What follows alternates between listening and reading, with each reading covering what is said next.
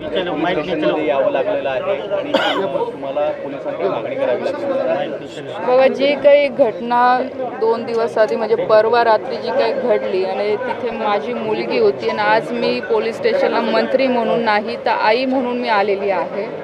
कारण की परवा माझी मुलगी आणि तिच्यासोबतच्या मैत्रिणी जे मुक्ताईनगरला कोथळीला आपल्या मुक्ताबाईची यात्रा असते, दरवर्षी यात्रा असते आणि साहजिक आहे मुली पण यात्रेमध्ये फिरायला जात असतात। तर संध्याकाळी मी गुजरातला होती, तिचा मला फोन आला की मम्मी मला जायचं। तर तिला म्हटलं तू घरचा जो गार्ड आहे त्याला सोबत घेऊन जा आणि सोबत माझा ड्रायव्हर असेल किंवा ऑफिसमध्ये काम करणारे 2-3 मुलं मी तिच्यासोबत पाठवले। तिथे तिच्यासोबत ज्या पद्धतीने वागणूक झाली किंवा तिच्यासोबत ज्या मुली होत्या, काही 17च्या म्हणजे 18 वर्षाच्या आतल्या होत्या, कृषिका पण आता 18ची झाली, 2 दिवस आधीच झाली, तर या सगळ्या 17-18 वर्षाच्या मुली होत्या।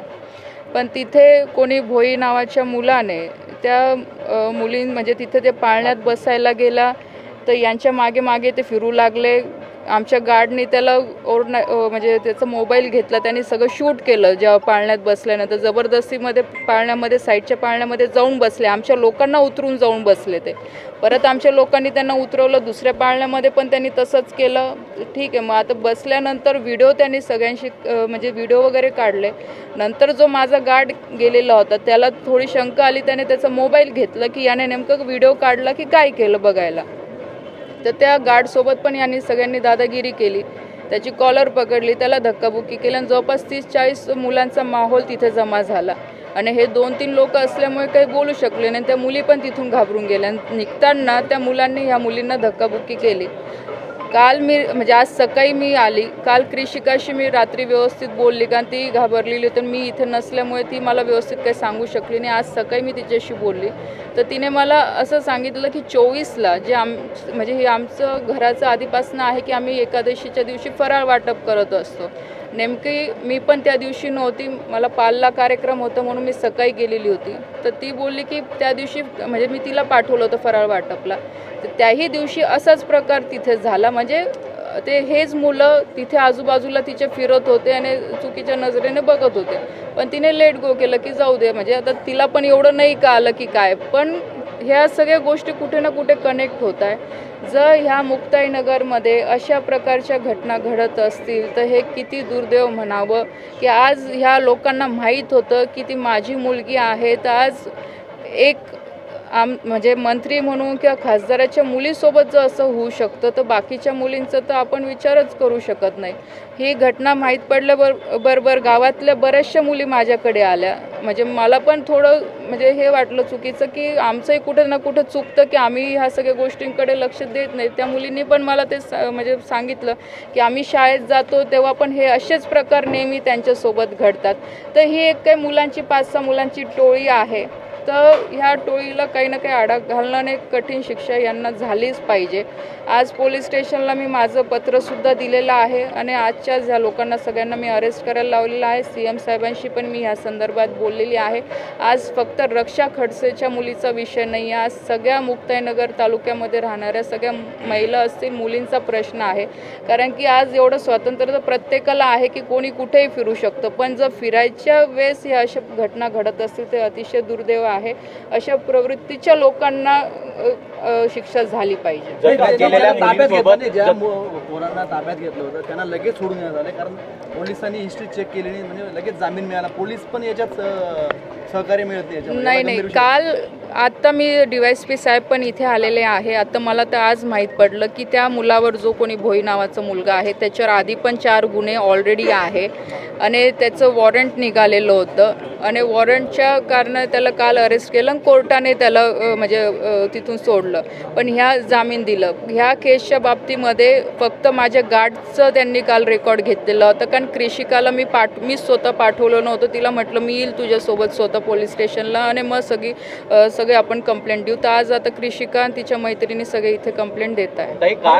मुलींसोबत जो गार्ड होता त्या गार्डची कॉलर देखील पकडल्या गेलेली आहे, कुठेतरी पोलिसांचा धाक संपलाय असं वाटतंय। तसंच म्हणावं लागेल की आज प्रश्न म्हणजे मला पण हाच पडलेला आहे, जर पोलीस आमच्या प्रोटेक्शनसाठी दिलेले असतात आणि ॲज अ फॅमिली म्हणून जर मी गार्डला जर त्यांच्या प्रोटेक्शनसाठी पाठवलेलं आहे तर कोणाची हिंमतच नको व्हायला की ड्रेसमध्ये असताना कोणी पोलिसावर हात लावू शकतो किंवा पोलिसांवर दादागिरी गुंडगिरी करू शकतो.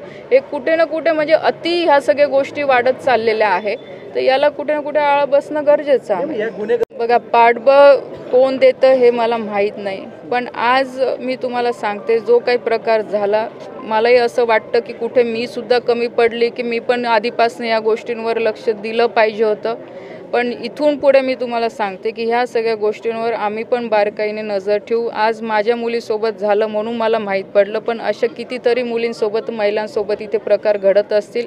आणि मी आज तुमच्या माध्यमातून सगळ्या मुलींनासुद्धा आणि महिलांनासुद्धा आवाहन करते की आपणही बऱ्याच वेळा की उगाच नाव येईल पेपरमध्ये किंवा मुलीचं नाव पुढे येईल, आपलं फॅमिलीचं नाव पुढे येऊन म्हणून आपण शांत बसून जातो. पण त्याचा कुठेही विचार न करता आपल्या मुलीसाठी किंवा आपल्या घरातल्या महिलेसाठी प्रत्येक घरातल्या व्यक्तीने पुढे आलं पाहिजे. आणि ह्या छोट्यातल्या छोट्या जरी घटना असतील तर त्या पोलिसांच्या कानावर घातल्या पाहिजे. कारण की एक वेळ मलाही सकाळी तो विचार आला, पण मी परत हाच विचार केला, जर मी आज बोलली नाही, कारण की मला हे काही पब्लिसिटीसाठी किंवा माझ्या नावासाठी मी जर आज बोलली नाही तर उद्या ह्या मुक्ताईनगरमध्ये किंवा माझ्या मुलीसोबत पण काही घडू शकतं. काही राज्यामध्ये सातत्याने मुलीवरील अत्याचाराचे प्रमाण वाढत आहे. राज्य सरकारकडे काही मागणी करणार आहात? मी राज्य सरकारकडे एवढीच मागणी करेल, कायदे भरपूर आहे, पण ह्या अशा प्रवृत्तीच्या लोकांना ताबडतोब यांच्यावर कठीणमधली कठीण कारवाई केली पाहिजे आणि अशा प्रवृत्तीला संपवलं पाहिजे. ते नारी शक्ती कायदा हे लागू करण्यात आला होता, परंतु आतापर्यंत त्याच्यावरती अंमलबजावणी झालेली नाही. जर हे कायदा लागू झाला तर याच्यावरती काय?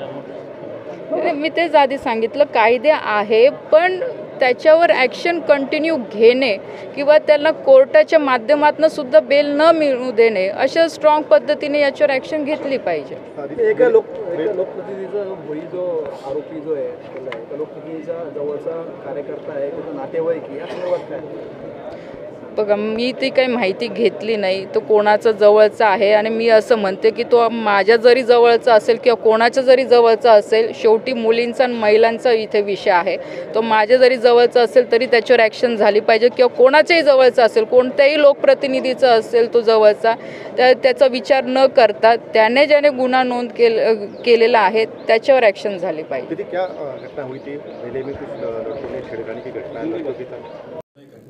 केंद्रीय मंत्री रक्षा खडसेंच्या मुलीची छेड काढल्याचा टवाळखोर समोर येते, काय सांगा? दिनांक 28 फेब्रुवारी 2025 रोजी रात्री 8:45च्या दरम्यान मुक्ताईनगर पोलीस स्टेशन हद्दीमधील कोथळी या गावी यात्रेच्या दरम्यान पाळण्यामध्ये बसण्याच्या दरम्यान काही मुली त्या ठिकाणी गेलेल्या होत्या.